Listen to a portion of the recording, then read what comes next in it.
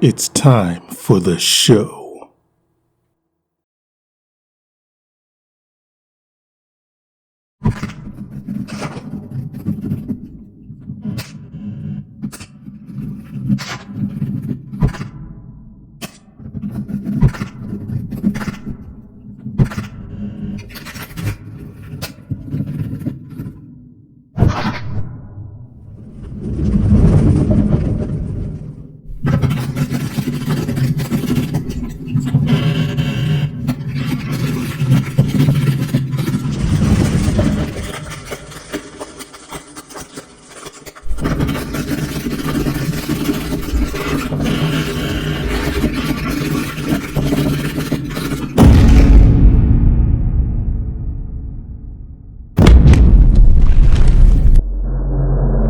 Spooky, creepy, scary show. Spooky, creepy, scary show.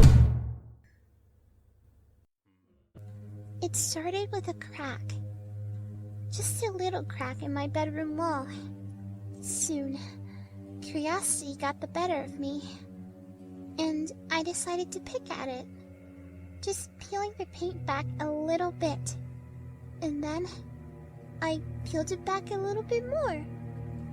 I kept at it for a little bit every day. Just a little bit more, I kept telling myself. Just a little bit more and then I'll stop. But I didn't stop. I couldn't stop. So I kept going. I had to. I just had to keep picking. I kept peeling a little bit more.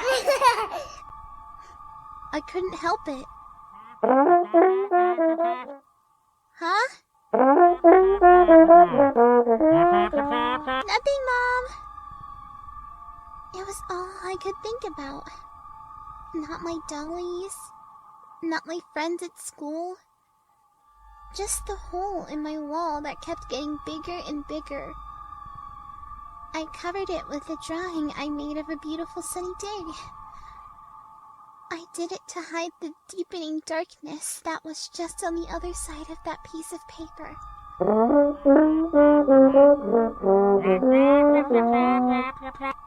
No thanks, Mom.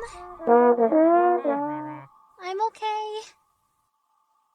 One day, after I arrived home from school, I immediately started digging. What started as a tiny crack, just a little crack in my bedroom wall, was now a gaping hole in my wall that led to the darkness that seemed to go farther than could be possible. The hole was now big enough for me to put my whole head through and look around. And so, I did.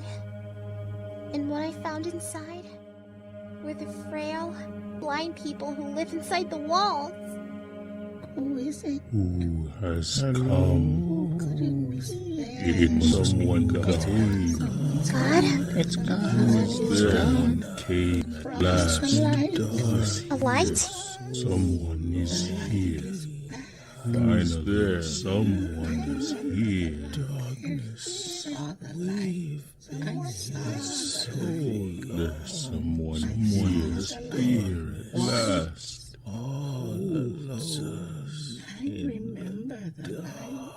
I remember the light. The light was so No. There was a crack.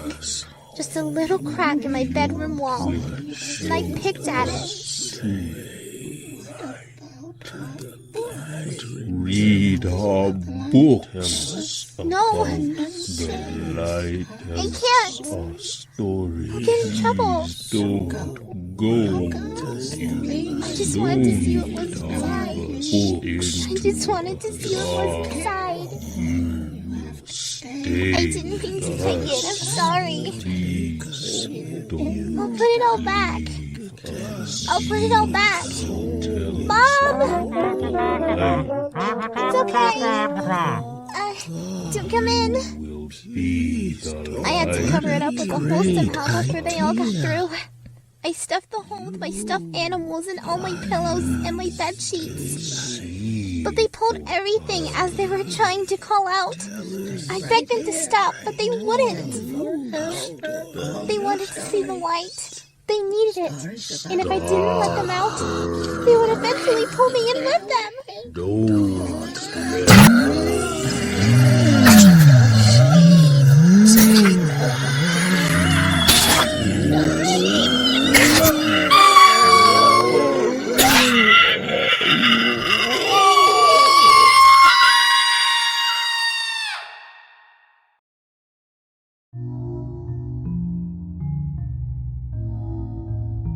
What are they? Where did they come from? And why are they here? These are all questions that get answered over the series of episodes surrounding the things that live inside the walls. The first question should be, or rather, the first question I want to answer is, where did they come from? So I had this coworker, and one day she came to work and she was telling us about a plumbing problem that she was having, burst pipe in the bathroom wall. So she pulls out her phone and she shows us this picture of a huge hole in the wall where this pipe had burst and, was filling it up with water and everything. And I'm looking at this picture and I'm thinking to myself, what if there were people living in the wall? My mind is racing with ideas the rest of the day. I'm thinking what if they had their own society inside the walls? What if there was this whole ecosystem, this whole way of life inside the walls. And, as you do when you see a burst pipe in a wall. But, so yeah, first chance I get, I'm writing down ideas and I'm coming up with this whole story, this whole lore for these translucent beings that live inside of walls, and they tunnel from place to place, vast distances, impossible distances through kind of space and time, like wormholes. And originally I was thinking I wanted them to be translucent or just really pale and frail. And as you see things that live in total darkness their entire life. But over time that idea took shape and they became blue. Kind of like the Smurfs, those little creatures. I never did find out where the hell they came from. I just knew they lived in those little mushroom houses in the woods. I guess they were kind of like gnomes or elves or little forest spirits, something. I don't know. And why was there only 1 or 2 females? What was that about? The 80s were wild. But anyway. So I start working on creating these frail, blind little people that live inside the walls. And I wanted to make them unique, so I kind of give them little hats to wear, so to speak. Little things that, they wear on their head and think that they're blending in. One of them wears a mushroom cap. Another one wears a big tin can, maybe a fruit cocktail can or something on its head. And then the other one wears a hollowed out doll's head. And I never really went into the significance of those things, but these would be things that they would pick up on their adventures, on all their explorations as they, traverse their tunnels and come out of walls, in our reality, in other realities, you know, multiple realities across a network, you know, throughout space and time. So they're kind of like little travelers, you know, they're curious little creatures that, you know, they don't see the light until they come out somewhere where there just happens to be light. But for the most part, they live their lives in total darkness. And they scavenge things, they scavenge people, and, you know, sometimes they'll either devour them whole, you know, bones and all, or they'll take pieces of them back, you know, pieces of people and things that they find, shinies or whatnot, and they'll take them back to where they come from through the holes. And I go into it a lot more in another episode, which is already filmed and already, you know, voiced and put together. But yeah, it's pretty gruesome what they do to people in there. And of course they take the trinkets and everything, and, you know, they might take a boot and put that on, and that's kind of their distinction. They wear that around. But some of them, they don't wear anything, you know, they just kind of run around feral without a little hat on. But yeah, they're vicious little meat-eating creatures. They look cute as all hell, but they're, you know, totally dangerous little blue creatures, little blue rodents.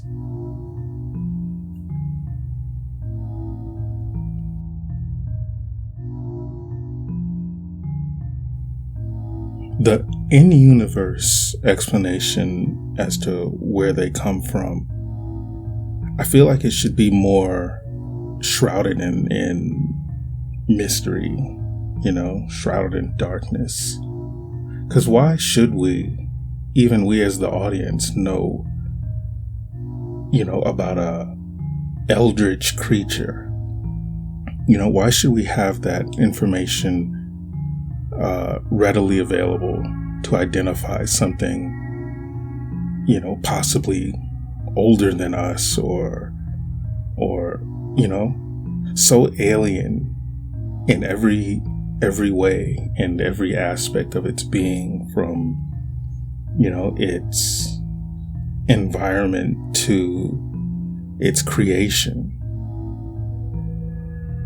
The creation, of course, will be explored in I think part 3. Originally, it was explored in Mother's Milk, but in the puppet treatment, the remake, I went way more in depth with it, at least as far as the visuals go. So there is an explanation as to how they're created, how they procreate. And then I think another interesting thing will be why they need the sun, why they're attracted to the light. Originally I had them as blind, but I'm thinking now in the final edits of the actual story part, I might remove that part, that little detail, the way I removed the part originally about how they were translucent and then made them, you know, blue.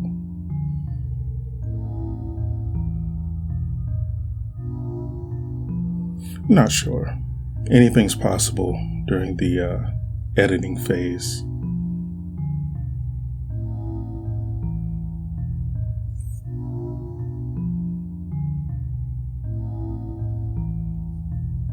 Maybe put down in the comments what you think their true origin is.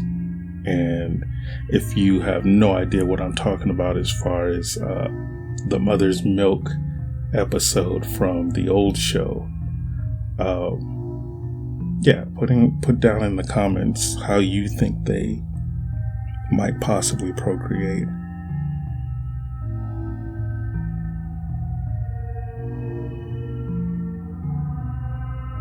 I'm doing this one in blue ink because I ran out of ink with the black pen that I was using, and some of the other episodes for this first season. Went down to the craft store and got some paint, but didn't think to get pens. I'll have to do that next time. Probably next week or so I'll go get some, and then I'll use those in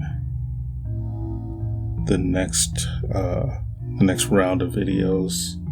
Because season 1 by this point is already done. I'm just recording the voiceovers for after I'm done drawing the pictures for the ends.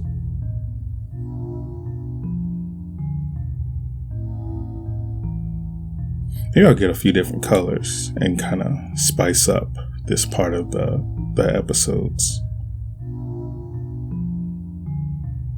Or maybe I'll just leave it, the way it is. If it ain't broke, no fix 'em.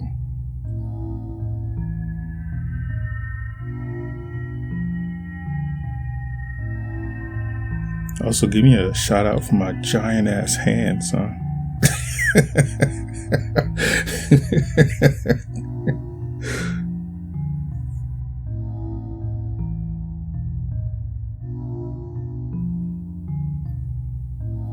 Some of my influences, some of the things that were in my head as I further developed the idea of these creatures that live in the walls, were things like the 80s movie Gremlins, the Mogwais. I heard they might possibly be doing some sort of reboot or remake of those creatures, of that franchise.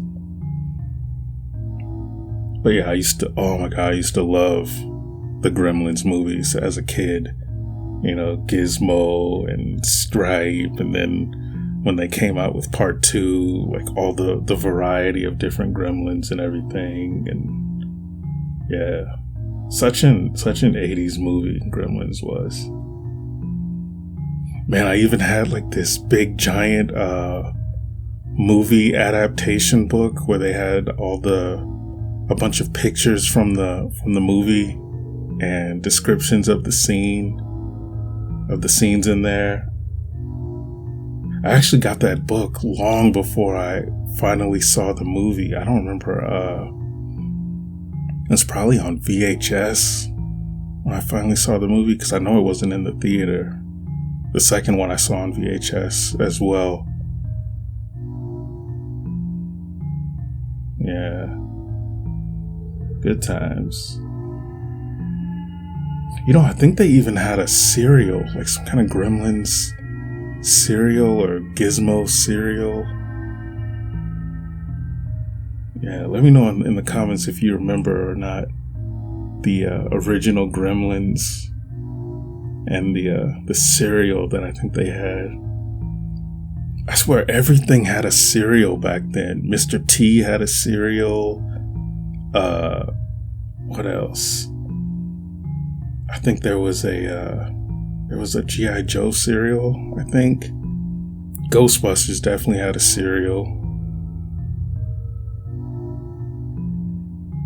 Yeah, if you didn't have a cereal, man, feel bad for you back then.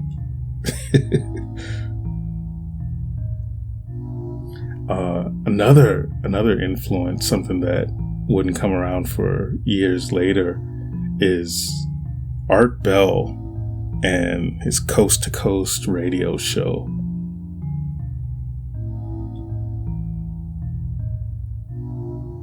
Yeah, there used to be a show. I don't know, actually, I don't know if it's still around or not. But it was this radio call-in show where people would call in and report and recount their paranormal experiences, call in and talk about sightings of aliens and ghosts and all kinds of things, supernatural stuff and extraterrestrials and, you know, a bunch of weird encounters. And there was this one guy who called in one night.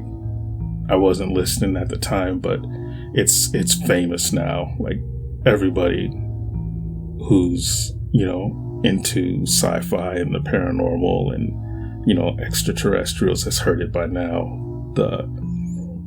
The guy who claimed he used to be an employee of Area 51, and, you know, they're after him, and, you know, they're getting ready to triangulate on his position really soon, and he's trying to warn people about the aliens, you know, about what we're calling aliens. He's describing as extra-dimensional beings. And yeah, it's super creepy.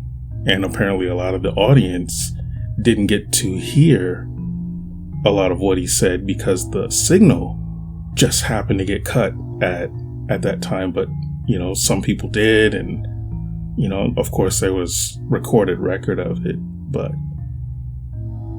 man, if even part of it is true, you know, some pretty sinister stuff. Not too long ago, there was that congressional hearing about the UFOs, what they're calling UAPs now, unidentified aerial phenomenon. Like, why change the name? Like, you know what you're talking about. We know what you're talking about. Everybody knows. So, like, what's with the name change?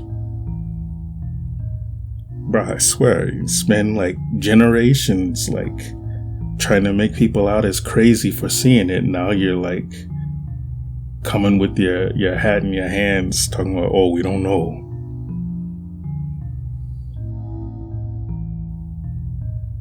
But what do you think? Like, you think they're aliens? You think they're beings from other dimensions? Maybe us from the future? Or a possible future? Like, what do you think? And do you think we'll ever get real answers? Because, man, I remember since I was a kid, I wanted to be an astronaut. Not just to, you know, go up and, you know, see the planets. I wanted to see if aliens was real. You know, like, you want to, like, as a kid, like, you think about that, and what kid who dreams of that doesn't want to, like, talk to an alien, you know, like, you know, maybe see a different world.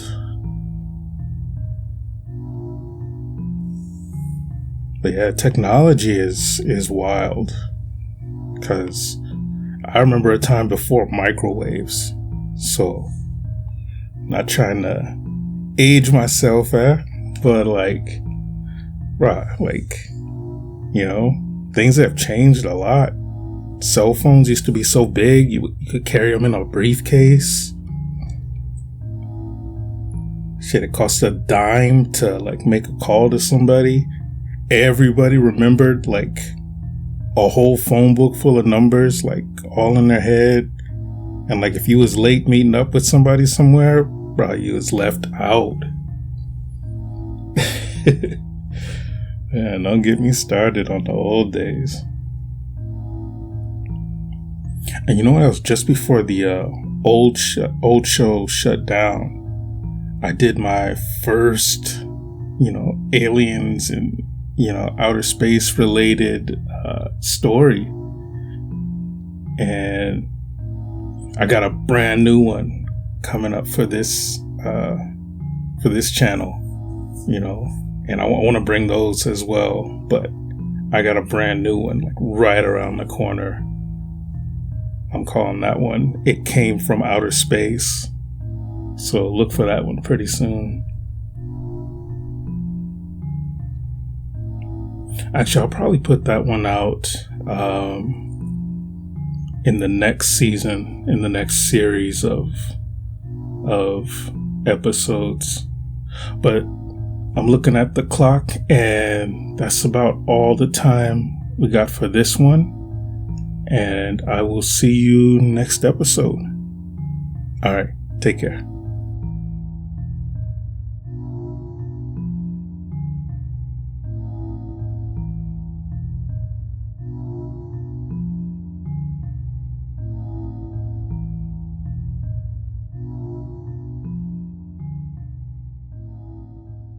If you enjoy the stories you find here, click the like button.